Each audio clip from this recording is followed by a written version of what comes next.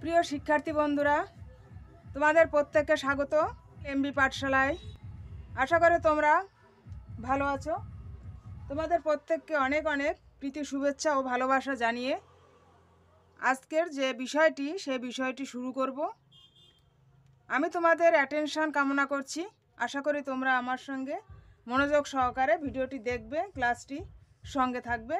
আজকে কিন্তু একটি বেশ গুরুত্বপূর্ণ একটি বিষয় আমরা শিখব, তোমাদের নিয়ে আলোচনা করব। তাই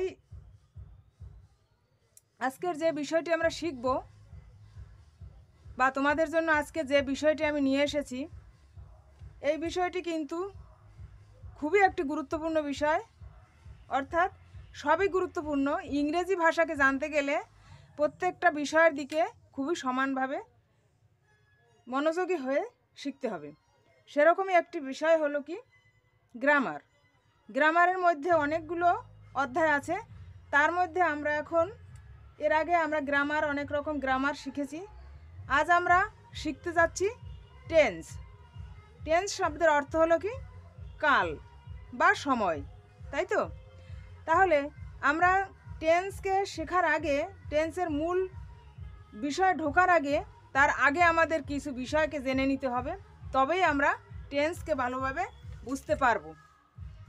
তাহলে সেই বিষয়গুলো কি, সে বিষয়টা তোমাদেরকে আমি বলছি।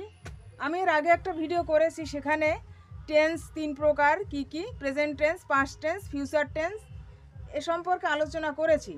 তবু এই ভিডিওটা যখন শুরু করছি তোমাদের একটু আমি ধারণা দিয়ে রাখি। প্রেজেন্ট টেন্স মানে বর্তমানকাল, পাস্ট টেন্স মানে অতীতকাল, আর ফিউচার টেন্স মানে ভবিষ্যৎকাল। এবার দেখো, এই যে 3টে সময়ের কথা বলা হয়েছে, এই 3টে সময়কে যখন তুমি কোনো ভাষার দ্বারা, কোনো সেন্টেন্সের দ্বারা বোঝাতে যাবে, তখন কিন্তু তোমাকে অনেক কিছু গ্রামার জানতে হবে। শুধু ওখানেই শেষ নয়, ওই প্রত্যেকটি টেন্সকে আবার 4 ভাগে ভাগ করা হয়েছে। সেই 4টি ভাগের যে সেন্টেন্সের স্ট্রাকচার বা গঠন কি হবে, সেটা জানতে হলে তোমাদের আগে এই বিষয়টাকে, আজকের ক্লাসটা মনোযোগ সহকারে দেখতে হবে। তাহলে দেখো, এখানে আজ আমরা কি দেখব? ভার্বের টু বি ফর্ম। অর্থাৎ আমরা যখন কোনো একটা সেন্টেন্স লিখতে যাই বা পড়তে যাই, সেখানে কি কি থাকে? Subject plus verb plus object এগুলো থাকে। তারপর হেল্পিং ভার্ব থাকে, মানে সাহায্যকারী ভার্ব। এবার ভার্বের পাস্ট টেন্স বা পাস্ট পার্টিসিপেল ফর্ম চেঞ্জ হয়। সেটা কোন ক্ষেত্রে, কখন, কিভাবে হয়, সেটাই এই চার্টের মাধ্যমে তোমরা বুঝতে পারবে। প্রথমে আমি একটু পার্সন সম্পর্কে তোমাদের ধারণা দিয়ে দিই। আমি বলে দিচ্ছি, পার্সন 3 প্রকার: first person, second person, third person. First person কে কে? আমি, আমরা, আই, উই। ইংরেজিতে যদি বলা হয় আই মানে আমি, উই মানে আমরা, তাহলে আই, উই বা আমি, আমরা, এরা হলো ফার্স্ট পার্সন। সেকেন্ড পার্সন মানে দ্বিতীয় ব্যক্তি। সেকেন্ড পার্সন হলো ইউ, মানে তুমি, তুমি হলো সেকেন্ড পার্সন। আর থার্ড পার্সন হলো কি he, she, it, they, those, man, etc. এরা প্রত্যেকেই হলো থার্ড পার্সন। তাহলে পার্সনগুলো তোমরা এইভাবে একটু মনে রাখবে। এটা আমি বলে দিলাম, তোমরা শুনে মনে রাখতে পারবে, ঠিক আছে? এইবার আমরা দেখি যে ফার্স্ট পার্সন যখন থাকবে, তখন ফার্স্ট পার্সন সিঙ্গুলার নাম্বারে ভার্বের টু বি ফর্ম কী হবে। প্লুরাল নাম্বার যখন থাকবে, তখন ভার্বের টু বি ফর্মটা কীরকম হবে। দেখো, এখানে দেখো লিখেছি পার্সন। পার্সন মানে ব্যক্তি, একটা চার্ট এখানে রয়েছে। First person, second person, third person. এখানে আছে কি singular, first person singular number, first person plural number, ঠিক আছে? ফার্স্ট পার্সন আই, আই হলে কি সিঙ্গুলার নাম্বার, এক বচন বোঝাচ্ছে। তাহলে সেক্ষেত্রে আই এর পরে কি বসবে? এম। আই এর পরে সবসময় কিন্তু এম বসবে, আর কিচ্ছু বসবে না। আচ্ছা, যদি সেই ফার্স্ট পার্সনের মধ্যে আরও কী কী বলেছিলাম? উই। তা উইর পরে সবসময় উই যেহেতু প্লুরাল নাম্বার, তাই উইর পরে কিন্তু বসবে আর। তাহলে উই আর, বুঝলে? তারপরে দেখো পার্সন, সেকেন্ড পার্সনে সিঙ্গুলার নাম্বারে কি আছে? সেকেন্ড পার্সন আমি বলেছিলাম কি ইউ হলো সেকেন্ড পার্সন, তাহলে ইউর পরে সিঙ্গুলার নাম্বারের ক্ষেত্রে ইউর পরে আর বসবে, ইউ আর। আর সিঙ্গুলার সেকেন্ড পার্সন যদি প্লুরাল নাম্বার হয় সেখানেও বসবে ইউ আর। তারপরে দেখো পার্সন, থার্ড পার্সনে কী বসবে?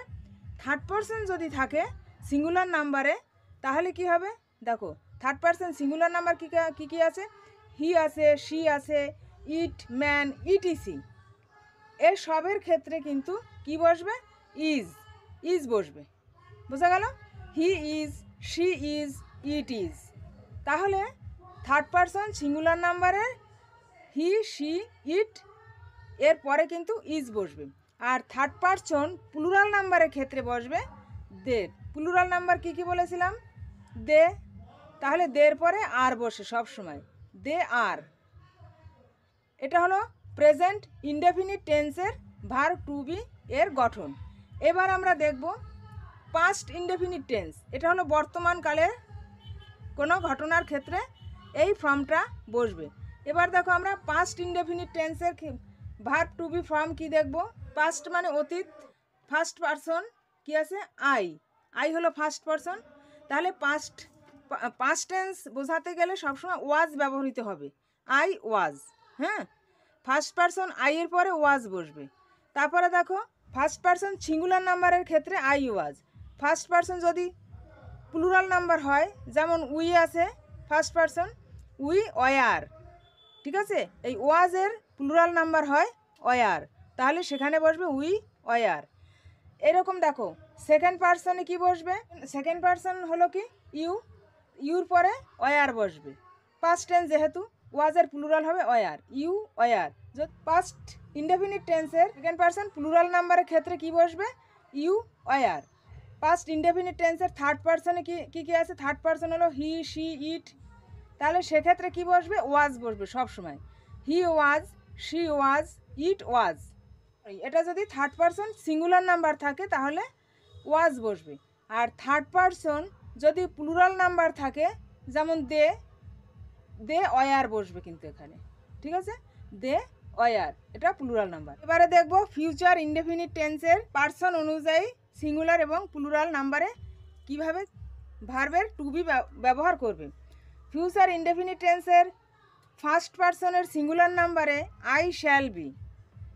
ফিউচার মানে ভবিষ্যৎকালের কোনো ঘটনা বোঝাতে গেলে শ্যাল, উইল ব্যবহৃত হয়।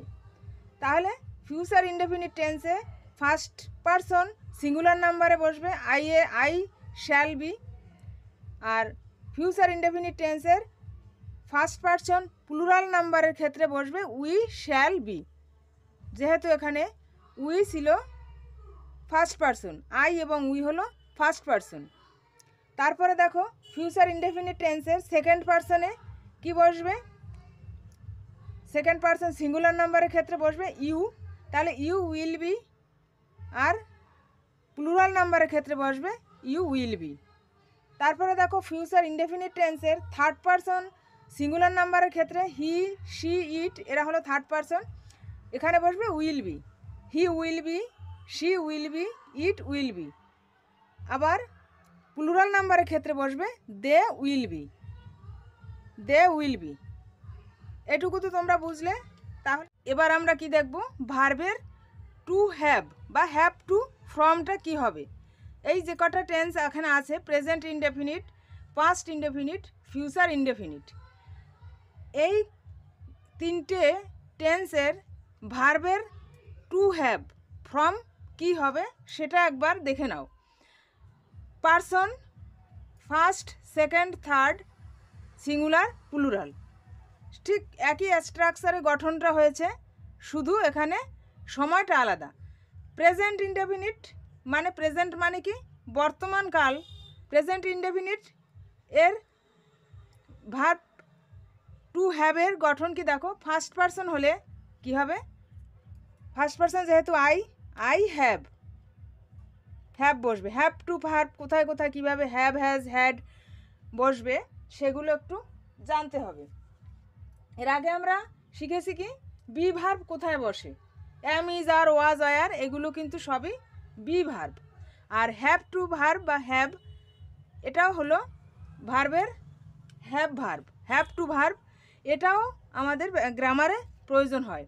তাহলে দেখো ফার্স্ট পারসনের সিঙ্গুলার নাম্বারের ক্ষেত্রে বসবে আই হ্যাভ।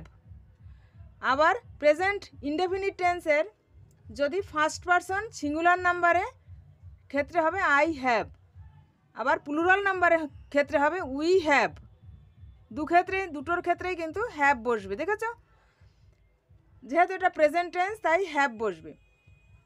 দেখো তারপর সেকেন্ড পারসন প্রেজেন্ট ইনডেফিনিট টেন্সের সেকেন্ড পারসন সিঙ্গুলার নাম্বারে ইউ হ্যাভ, আবার প্লুরাল নাম্বারে ইউ হ্যাভ।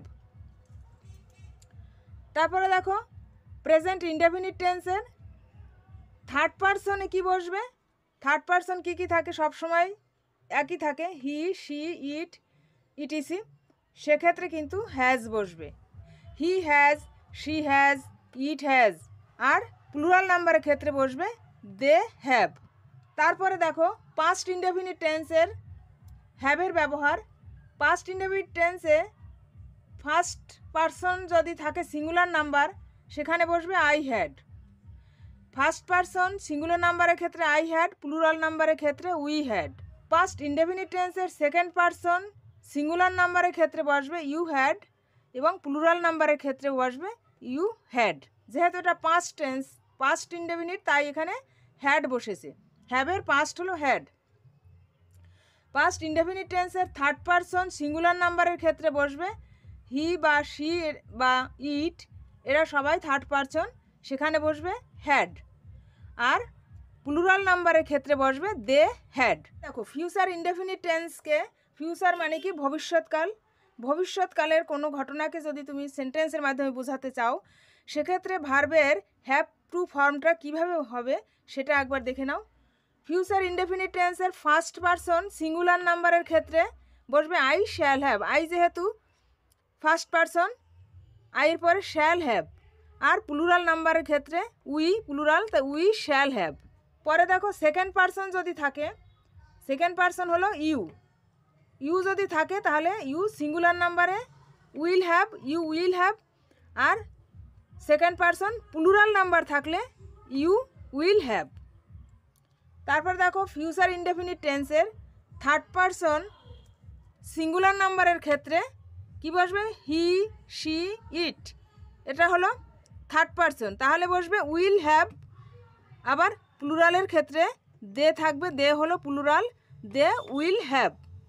তাহলে বন্ধুরা তোমরা এই চার্টটাকে তোমরা একটু ফলো করো, একটু বোঝার চেষ্টা করো, তাহলে তোমরা টেন্স বুঝতে পারবে। এগুলো না বুঝলে কিন্তু টেন্স বোঝা একটু কঠিন হয়ে যাবে বা অসম্ভব হবে। তাই তোমাদের অনুরোধ করছি এই চার্টটা তোমরা একটু ভালোভাবে ফলো করো। ঠিক আছে, আজ ভিডিওটা এ পর্যন্তই। তোমরা প্রত্যেকে ভালো থেকো এবং সুস্থ থেকো।